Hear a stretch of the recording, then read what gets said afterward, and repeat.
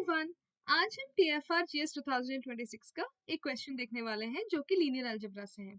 चलिए देखते हैं कि हमारा क्वेश्चन क्या है।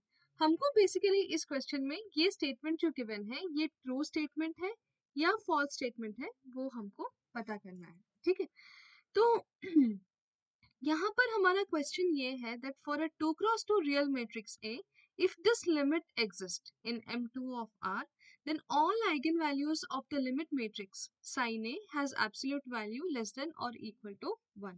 तो हमको एक 2x2 रियल मैट्रिक्स गिवन है and if the limit this sin A एक ऐसा मैट्रिक्स डिफाइंड है which is equal to limit n tending to infinity summation n equals to 1 to n. This is the expansion of sin x. ठीक है, हमको ये बोला गया है दैट ये लिमिट एग्जिस्ट करता है, ये लिमिट एग्जिस्ट करता है and all the eigen values of sin a has absolute value less then और इक्वल टू 1. तो यहाँ पर eigen values of A matrix की बात हो रही है. ठीक है, तो अगर मान लो if lambda is an eigenvalue of a, if lambda is an eigenvalue of a, then what do we have? We have that sin lambda is an eigenvalue of sin a, right? And हमारा eigen value हमेशा कहाँ से आते हैं? जब भी हम eigen value बोलते हैं it belongs to the field f. And यहाँ पर हमारा फील्ड क्या है? हमारा फील्ड जो है वो रियल है. तो अगर lambda is an eigen value of a का मतलब क्या है? Lambda belongs to r, right? It belongs to the set of all real numbers. Then sin lambda is an eigenvalue of sin a. तो यहाँ पर sin lambda भी एक real number ही होगा. And for lambda real what do we have? Modulus of this sin lambda जो है it is less than equal to 1, right? तो यहाँ पर इन दिस केस तो हो गया that mod of sin lambda जो है it is less than equal to 1. मतलब कोई भी आप आइगन वैल्यूज ले लो साइन ए का, उसका जो एब्सोल्यूट वैल्यू है वो लेस देन इक्वल टू 1 होगा. बट ये किस केस में होगा? अगर लैम्डा बिलोंग्स टू आर एक आइगन वैल्यू है एक मैट्रिक्स ए का. बट क्या हमेशा जरूरी है कि एक 2x2 मैट्रिक्स के लिए उसके फील्ड में मतलब रियल फील्ड में हमेशा आइगन वैल्यू एग्जिस्ट करे? जरूरी नहीं है, राइट? तो what if there does not exist any lambda value in the set of all real numbers? अगर मान लो कि lambda R में बिलोंग ही नहीं किया, मान लो कि lambda इक्वल्स टू I जो है ना, if this is an eigenvalue of A, if this is an eigenvalue of the matrix A, तो sin I जो है it is an eigenvalue of sin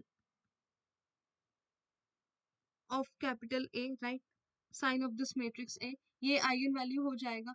but what इसका मॉड्यूलस के बारे में हम क्या बात कर सकते हैं? Mod sine I, this is nothing but it is modulus of sine of this hyperbolic of 1, right?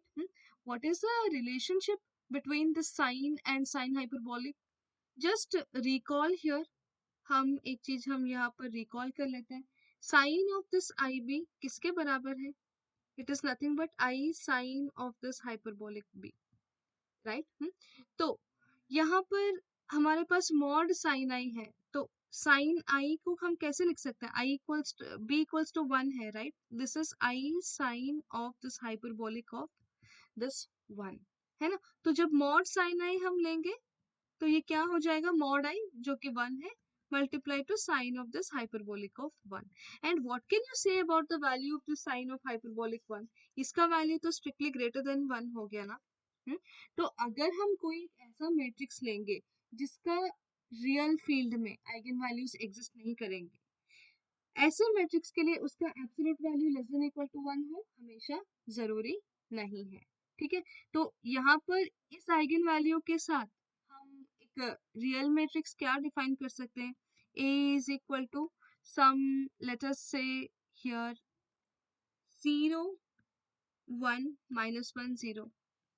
ठीक है, तो इसका आइगन वैल्यूज क्या? फर्स्ट ऑफ ऑल इसका कैरेक्टरिस्टिक पॉलिनोमियल क्या हो गया? It is x square minus trace of A plus हमारा डिटर्मिनेंट ऑफ ए हमारा 1 है. तो इसका आइगन वैल्यूज क्या हो गया? आई एंड माइनस आई हो गया ना. तो हम एक ऐसा मैट्रिक्स तो हमेशा हम चूज कर सकते हैं, isn't it? तो फॉर दिस इन पर्टिकुलर आप lambda equals to a plus i b और lambda equals to a minus i b के साथ, इन दो आइगन वैल्यू के साथ आप कोई भी एक रियल मैट्रिक्स a आप हमेशा कंस्ट्रक्ट कर सकते हैं। तो वहां पर ज्यादातर चांसेस ये है कि हमारा जो absolute value of the eigen value less than equal to 1 है, ये चीज हमारा फेल कर जाए।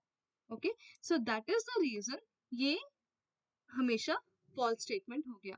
अगर इस स्टेटमेंट में एक और कंडीशन ऐड होता that this matrix has eigen values in are, this matrix has all it's eigen values in are, अगर ये बोला जाता तो हमारा स्टेटमेंट ट्रू होता।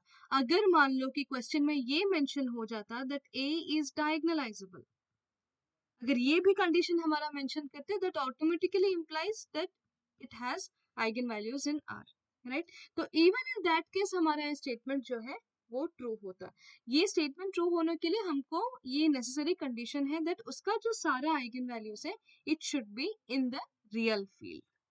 ठीक है, तो आई होप आपको ये सोल्यूशन समझ में आया है। ऐसे अगर आप और सॉल्यूशंस चाहते हैं तो please let me know in the comment section with the exam year and the question number. ठीक है, till then be happy and